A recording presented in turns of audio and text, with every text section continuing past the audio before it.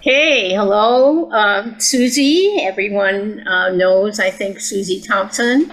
And we at FolkWorks are so pleased that you have agreed to let us talk with you, ask you a few questions about your musical life. And let me just start out by asking you this. Somewhere in your life, you were inspired to start playing music, and somewhere in your life, you were inspired to say, I'm going to be a musician. Can you talk about that a little bit?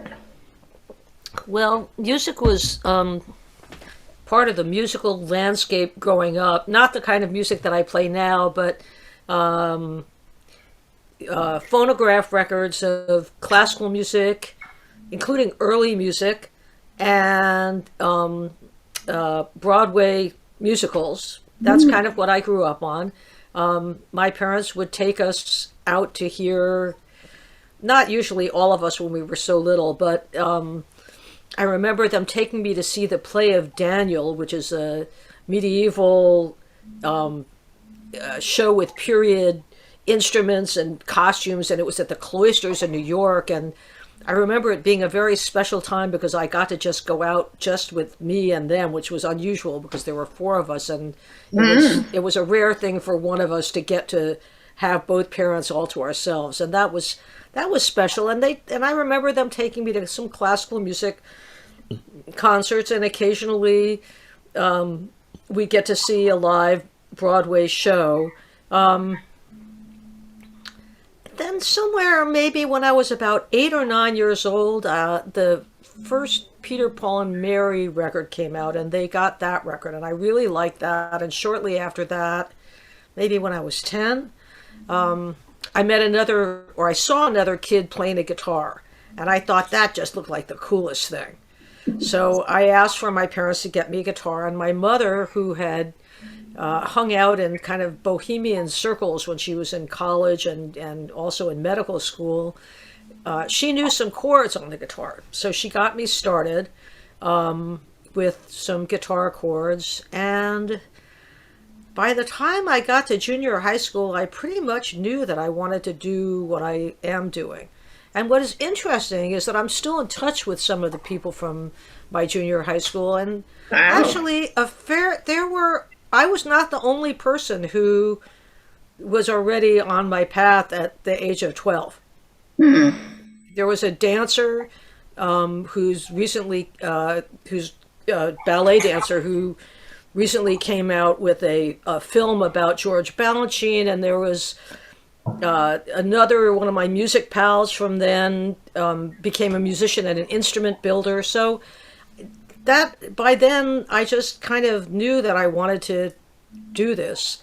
Also, I remember seeing Janice Ian when she was on Leonard Bernstein's show.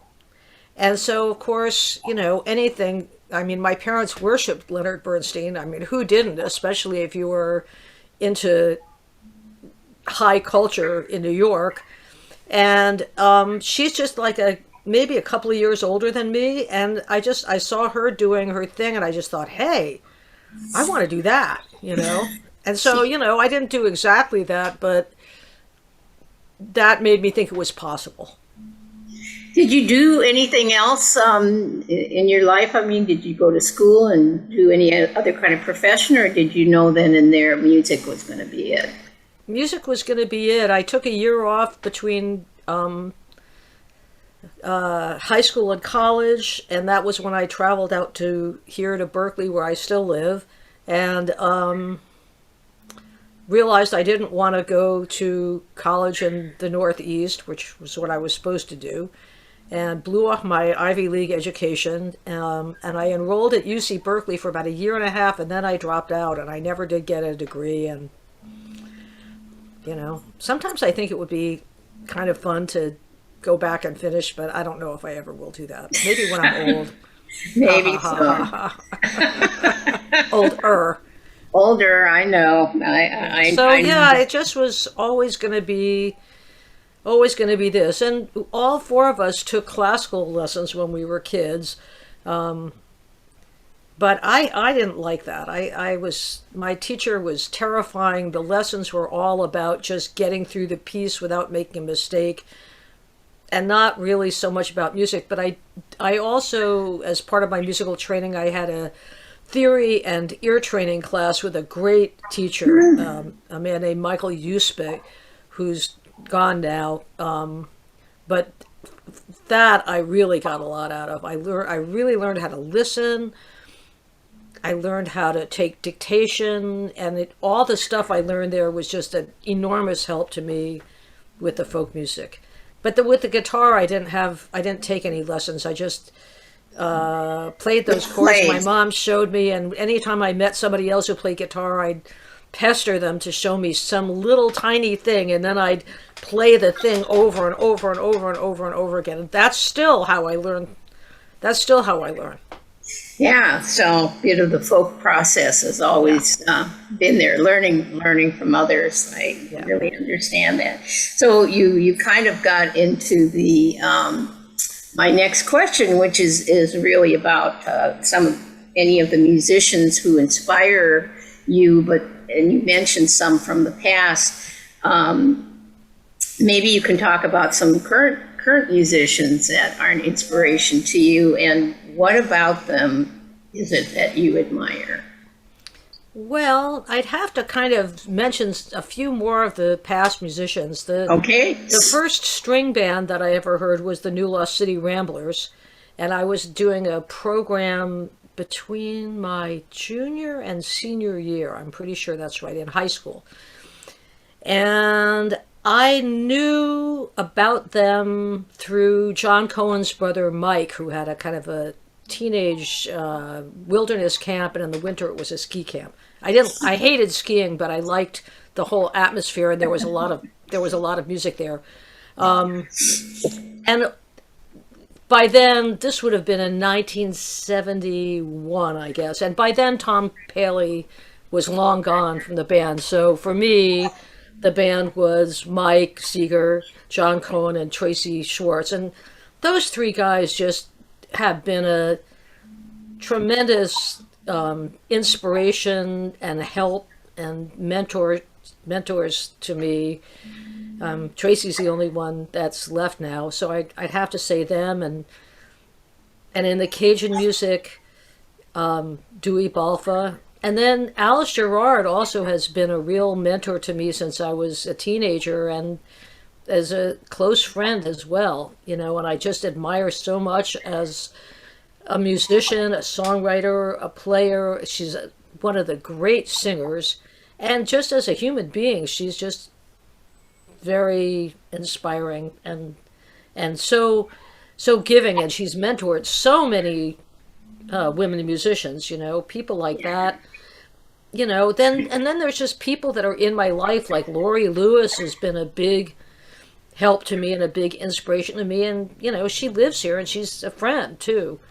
So and then my husband Eric, other people that I've worked with over the years, like Jody Stecker, my pals from Any Old Time, Kate Brislin, the late great Sue Draheim, Jenny Haley.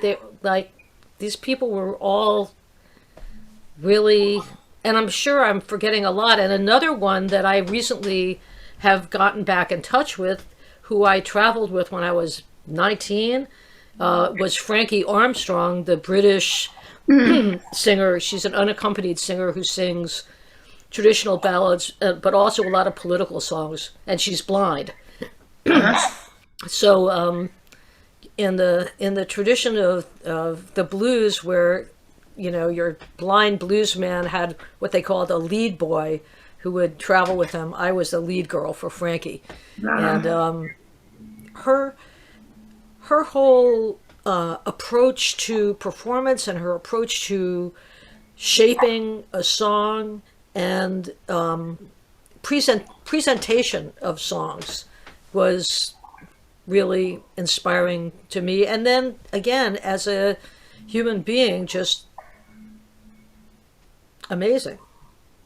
Do you find there's like millions? I don't even know where to start. Yeah, I'm sure you have a long list. Yeah. Is there some theme, some thread that you find in all of these people who have inspired you, that have garnered your admiration? Is there something about all of them that they have in common that has appealed to you so much? Well, as far as my relationship to them, one thing that they all had in common was that they never discouraged me from trying to do what I wanted to do because of being a girl.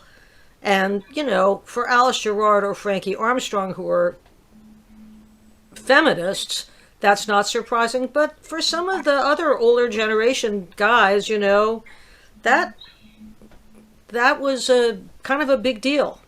And I didn't even really quite get it, because my own parents never discouraged, you know, either me or Jane from doing anything because of being a girl, and because of what my mother experienced in becoming a doctor. You know, she had really been through it, so she gave us as much encouragement as possible. So that's one thing. And then the other thing is that all of them, their music is, trying to word, it's unaffected. The music is not pure, is really the wrong word, but it's not gussied up, it's not prettied up. It's kind of what I think of as real deal music. Real music. That was the word. And music with a really strong connection to what's come before. And it's not, I think for all of them too, music is more than just a commercial commodity. Mm-hmm. You know, none of the people that I've named, it's their way of regarded life. that as the main purpose of the music. It was more attached to culture and also almost all of it social music. You know, not music that just meant to be listened to in a concert setting, but music that you would play on the back porch for your neighbors, or music that would be danced to, or music that had some kind of social purpose aside from just entertainment. Yeah, makes sense. Good. Well, when I came into the music, Suzy, you were one of the first people I listened to. I came in kind of late in my life, but you were in Any Old Time, and I wore that album out. I loved Any Old Time, and inspired me to start a band myself later on, as you know, Old Mother Logo. But so you played with them. I don't know how many bands you played with or groups, and I know that you have informal band. You drop in and drop out and have some ongoing bands. But there's one thing I want to ask you, and that's what would you say is your favorite venue for performing? You perform many places with many bands, but I'm just curious about that. What kind of a venue is your favorite performing venue? Ooh, that's a rough one. There's a lot of good ones. I'd have to say that in many ways, my favorite venue is the old Freight and Salvage, when it was an 80-seat storefront on San Pablo Avenue. That was just, I remember it. That combined all the best aspects of a house concert with all the best aspects of a concert venue. So maybe I would have to say that. But I've also had some pretty mind-blowing experiences playing Cajun dance music at a place called Ashkenaz Music and Dance Community Center in Berkeley. That's a hard one to answer. It is, I understand, but you did a good job answering that. I remember the old Freight, have performed there myself, right. And it is wonderful. It is a wonderful place. Well, let me ask you, change a little bit direction here. What do you think are the skills that you gained or learned over time that help you perform so effectively as a musician? You okay? Say that one more time. I Yeah. missed you. What skills do you think you've learned or gained over time that help you be such an effective musician? Well, when I was young, I think my best skill was cluelessness, really. I mean, I didn't know there was anything to be afraid of. I didn't know that there was a correct way or an incorrect way of playing any of these different kinds of traditional musics. I mean, I just was, ignorance is bliss, you know? But further on in life, I'd say, of course, listening is the most important thing. And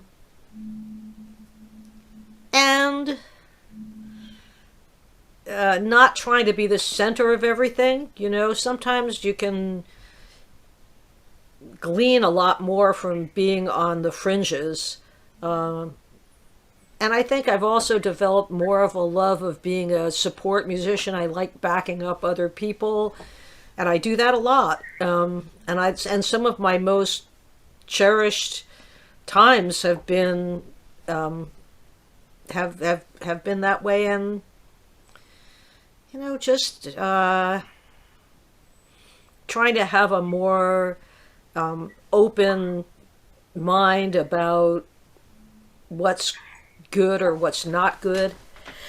Excuse me. Well, that's true. Sorry, here, let me just. It's okay. She's muting herself.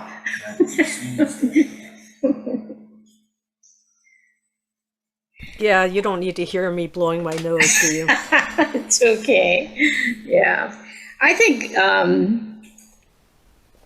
don't know if this is a skill or not, but there's one thing that to me makes you such an effective musician, and that is you're always having such a good time when Yeah, you play. I think And that's a skill you know, because really, what is the point if you're yeah. not having a good time? You know, Mhm. and I think too, the older I get, the better time I have. Yeah. Yeah. I think it's real important because I think it shows. I mean, whenever you're on stage or in a jam or whatever you're doing, things light up, and you know, and it shows. Well, tell me if you can. What what would you say was your favorite performance of your career? You know, Oh there's my a time, goodness! a performance that just stands out. I mean, Wow, I have one, so I think you other have people one. Wow. may have one, but maybe not. Maybe you have two or 10. Oh man. Something that you Uh, really remember that stands out for you. oh. Tough question. Well, this is that's a big question. Well, there was one time in maybe about 10 years ago now. I was involved in a project called Texas Sheiks that Jeff Moldauer put together, and he put this project together around a musician named Stephen Bruton, who was a pretty famous studio musician and also played in Bonnie Raitt's band, and he played in Chris Christopherson's band. I didn't know him, but he was an old friend of Jeff's, and and he was living part time in L.A. and part time in Austin. He was from Texas originally, and he was dying of cancer. So there was a wealthy patron that paid for Jeff to put together this recording project, and I still don't exactly understand how I ended up in that project, but I got to play with Jeff and Jim Kweskin. That was where I really got to know him, and some other great musicians from Austin. Cindy Cashdollar, a legendary lap steel and dobro player. Johnny Nicholas, Bruce Hughes. It was just It Wow. was amazing. Now I'm forgetting the question. What was the question? One of your Oh, favorite I know. Okay, performers. so Yeah. that band made the record, and Stephen Bruton played on the record. And he subsequently passed. But we didn't play very many gigs as a band, but we did do one show up at a festival called Roots and Rhythm in Rhode Island.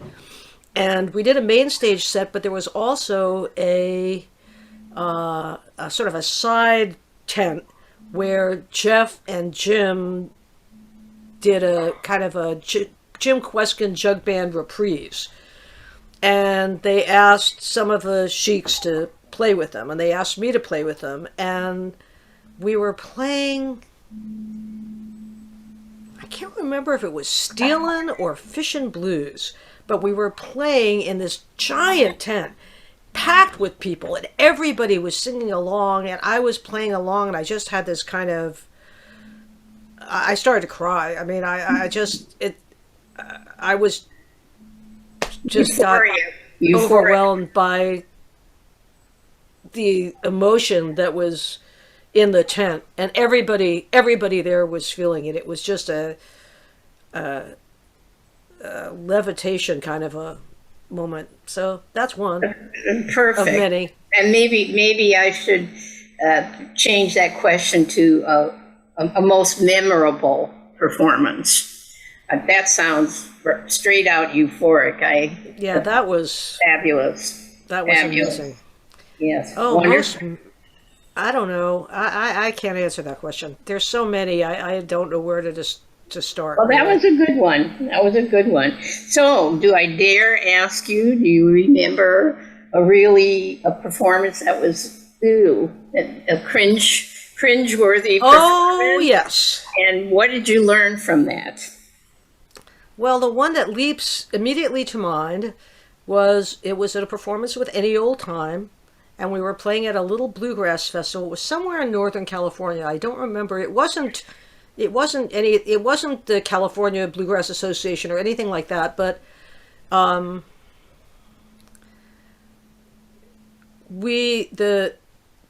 MC introduced us by saying we're waiting to go on stage. So and not really paying that much attention to exactly what the MC is saying. And then we get on stage and there's like cat calls, and I mean it was, your worst nightmare as a woman musician being on stage. I mean, you would have thought we would have gotten up there naked, right? Wow. And then after we got off, we found out that he had said something like, and they're just as good on stage as they are in the bedroom, or something like that.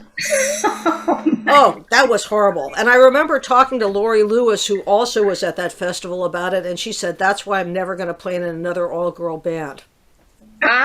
Interesting. Yeah, that was pretty horrible. That was pretty horrible. But but you didn't say that I'll never play in an all-girl band. No, because why would I say that? Exactly. But good. Okay. So we're getting toward the end, and I just have one more question, if you can. Just kind of summarize as a closing, what you think are, and you've said some of these already, what you think are the important qualities that make a good musician. Like you said, listening.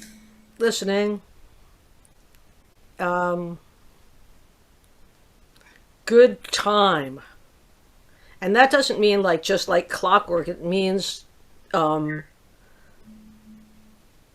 getting in time with the other musicians, because sometimes time can be elastic and you want that.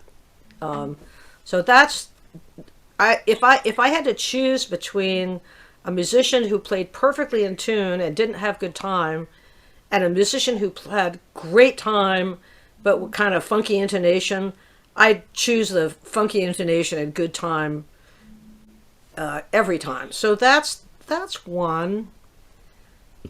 And just having fun, that's really important, because it's hard to have fun playing if the other person is super uptight.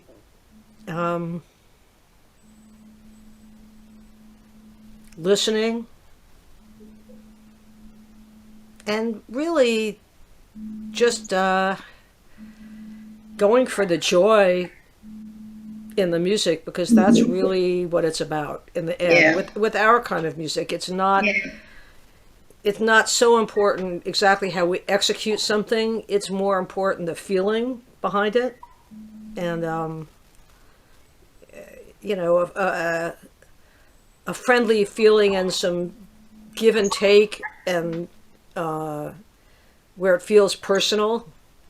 That's what I look for, and mutual respect. That's pretty important too. Pretty important. Yeah. This has been just great, getting a little bit in depth about your your music, your joy of music, and who you are as a musician. I wonder if I can entice you to play one tune. Oh, Do you have any instruments around you? What I really want to ask you is, could you play your current favorite tune on I your? would be happy to do that, but it will take a minute because I Okay, didn't. that's I'm going to okay. mute myself and I'm going to go get my fiddle and I'm going to tune it. Okay. Terrific. Okay, good.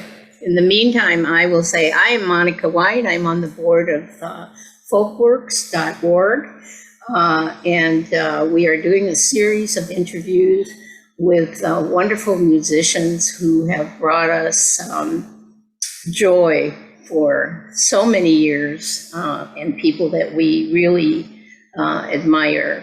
So there will be a series of these types of interviews that we will be featuring on our website, which is folkworks.org, www.folkworks.org.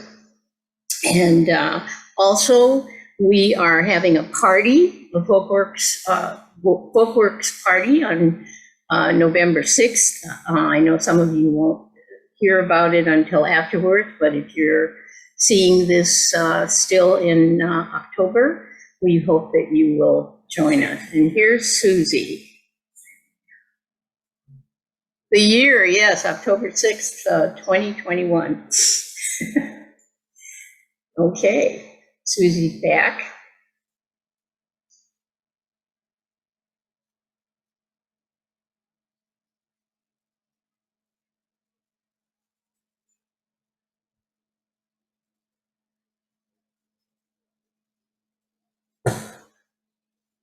Don't forget to unmute.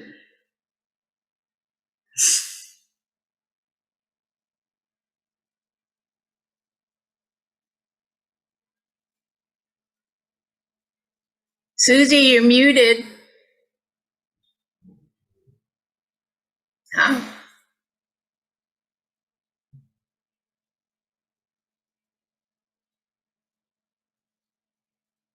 I think she's playing.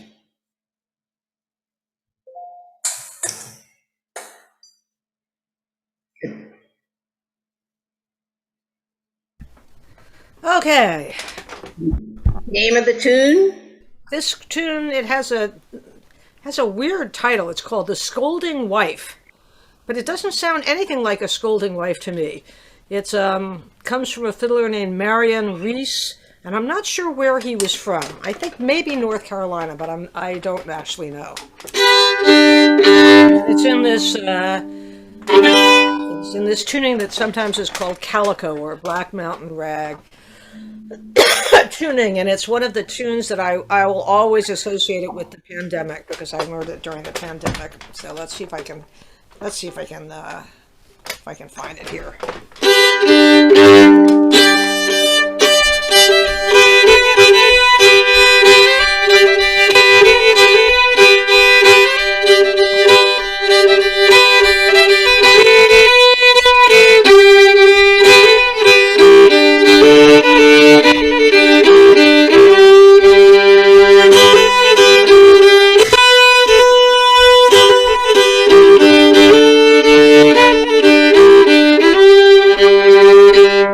I gotta start this again, sorry.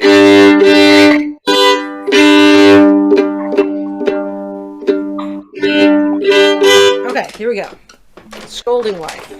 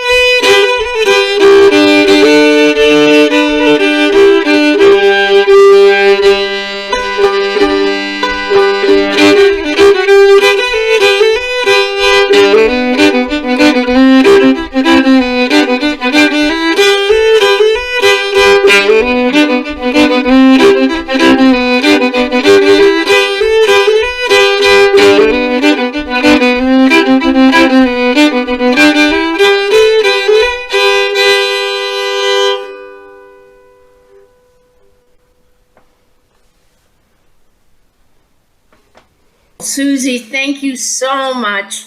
It's such a pleasure to see you and to hear you, and we'll see you soon. Okay. Thank you. You too, Monica. Bye-bye. Love you. Bye-bye.